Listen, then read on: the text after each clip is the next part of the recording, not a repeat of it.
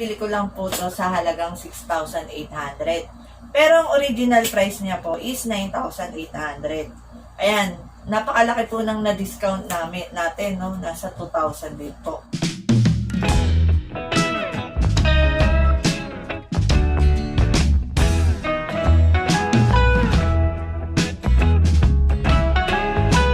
Hello mga kabudol! Another episode na naman tayo ngayon ng Budol.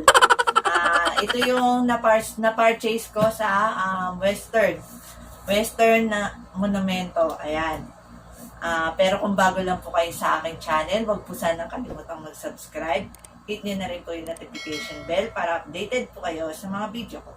Ayan mga kabudol.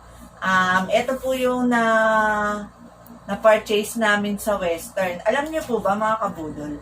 Pagka po tayo bumibili po sa Western, especially po pagka cash payment po, nagbibigay po sila ng discount. Basta kakausapin niyo lang po yung salesman kung magkano yung discount na ibibigay nila. Tapos inaano po niya yun, kino-compute po nila yun. Nagbibigay po talaga sila ng discount. Kaya kami po, talagang pagka po namimili po kami ng mga appliances sa Western po talaga. Kasi hindi po gaya sa mga Abenson or sa SM, pagka po namili doon, fix na po yung price nila. Hindi po gaya sa Western na nagbibigay po sila ng discount. Ayan po. Tsaka malaki rin po yung nabibigay nila ng discount. Depende rin po sa halaga ng bibili nyo. So, kung mas mahal po yung bibili nyo, mas malaki po yung discount niya. So, ito nga po yung nabili namin. Bumili po kami ng dalawa na Hanabishi na stand pan. Ito po siya. Nabili po namin siya sa halagang 1,499. Pero ang original price niya po ay 1,700 something. May butal pa po yun pero nakalimutan ko na po.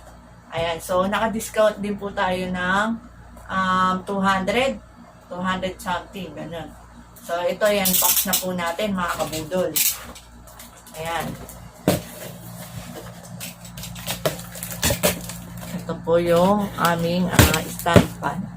Dalawa po ito. Pero isa na lang po yung i-unbox ko. Ayan, maganda yarn mga kabudol. Oh. Ayan. Ayan, ito po siya. Dapat po ang kukuhanin ko sana is kulay gray. Kasi nga po, yun po yung team ng bahay namin. Kaso, wala pong available na color gray. Kaya, ito na lang po na red. Ayan po siya. Ayan siya. Ayan. Panglaban yarn, mga kabudol. Ayan, ito siya. Ayan. Kompleto naman yung mga ano niya. Ayan. Na-check na rin namin to doon. So, okay naman siya. Ito yung pinaka-stand niya. Ayan. Ilalagay ko na lang po sa screen yung pagka po na buo na po siya. Yung picture niya. Ayan. Ayan po. Hindi ko na po ilalabas yung pinakakatawan niya. Kasi medyo mahirap po. Ayan. Next naman po na i-unbox natin ay ito po. Ayan. Mga kabudol. Alam niyo ba, dream ko tong stove na to. Ito po ay built-in hub. Ayan. Ito mga kabudol. Nabili ko lang po to sa halagang 6,800. Pero ang original price niya po is 9,800. Ayan, napakalaki po ng na-discount natin, no? Nasa 2,000 din po. Ayan, maganda po kasi sa Western mamili kasi bukod po sa mababa na po yung price nila sa mga SM or Abenson or ibang mga appliance center. Nakaka-discount pa po. Basta kausapin lang po natin yung agent. Ayan, mababait naman po yung mga agent nila. Ayan. So, ayan, i-unbox na po natin itong ating built-in hub. Ayan. Ito po ay isang stainless na built-in hub. Piece of advice lang po. Kung bibili po tayo ng ganito na built-in hub, mas recommended ko po yung stainless kaysa po dun sa glass. Kasi pagka po glass, nagaano po siya, pumuputok po siya or nagkakalamat. So, medyo delikado or yun nga po, bibili na naman tayo pagka nabasag siya. Unlike po dito sa stainless, napakaganda niya na pong tignan. Matibay pa po. Ayan, ito po ay LPG. LPG po. Ayan. Ayan. Pangarap ko po itong built-in hub na to. Kaya po talagang pinag-ipunan po namin para makapag-purchase po kami nito. Ayan, ito na po siya. Ayan, napakaganda po ng built-in hub na to. Ayan. Madali rin po siyang linisin. Babaklasin mo lang po siya. Pwede mo na po siyang hugasan. Ayan. Tsaka pagka po kasi built-in hub, malinis po siyang tignan. Hindi po siya hindi siya magulo or makalat. Ayan, medyo mabigat lang talaga rin po. Ayan. Ayan po siya. Ayan, ganyan po siya. Ito po ay 2 burner. Ayan. Yan po yung Renai. Ang tatak nga po pala nito is Renai. Siya po ay Japan made po ito. Ayan. Made in Japan po siya. Kaya po maano po siya, matibay. Ayan. Meron din po siyang battery. Ilalagyan po siya ng battery para po dun sa may niya. Dun sa may parang lighter niya. Ayan. Ito po yung niya, yung battery niya. Ayan. Isang ganito lang po na battery. Ayan po siya. Ilalagay po siya sa ilalim nito. So, ayan po. Ayan. Ganyan lang siya. Ayan siya, double burner. Ayan. Pag lilinisin mo siya, ayan. Pwede, ang alam ko, kung lang yata yung gagamitin mo rito, yan. Ayan, natatanggal din to eh. Ayan, pero i-check ko na lang din pagka naano ko na. Babasahin ko lang yung niya. Ayan siya. So, ayan, pagka lilinisin mo siya, ayan, mahuhugasan mo siya.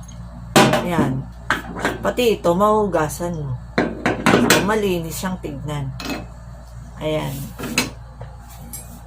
Ayan. Maganda rin yung mga yung mga quality ng Japan, talagang mga heavy duty. Ayan. Napakaganda nitong na to, built-in hub na to. Ayan, malaki. Gaganahan ka talaga magluto pagka ganito yung stove mo, di ba? Makabudol. Ayan. Nabudol na naman po kami. Ayan po. Ayan po siya. Ayan. Kung bibili po kayo sa Western po, ayan, kausapin nyo lang po yung agent niya at makaka-discount po kayo. Ayan. Kumbaga sa Western po kasi, mababa na at may discount pa po. Kaya po talagang highly recommended ko po talaga ang Western. Ayan. Dito po kung banda po kayo ng Malabon, Nabotas, or Caloocan, dito po siya nakalocate sa Monumento. Ayan po, bago po mag-SM Grand Central, may kita nyo lang po yun dun yung yung Western. Ayan po.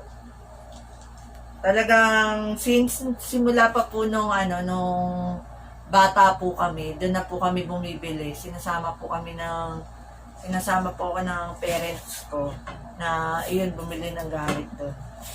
Hanggang ngayon po na may asawa na ako, doon pa rin po talaga kami bumibili sa Western.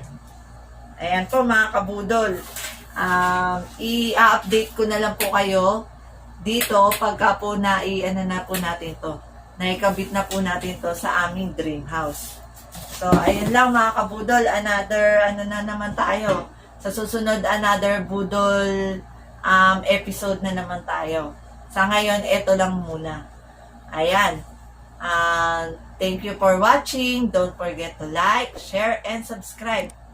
Click nyo na rin po yung notification bell para updated po kayo sa mga video ko. Melody's Mini Garden po, ang inyong kabudol. Bye po! See you on my next vlog. Thank you po!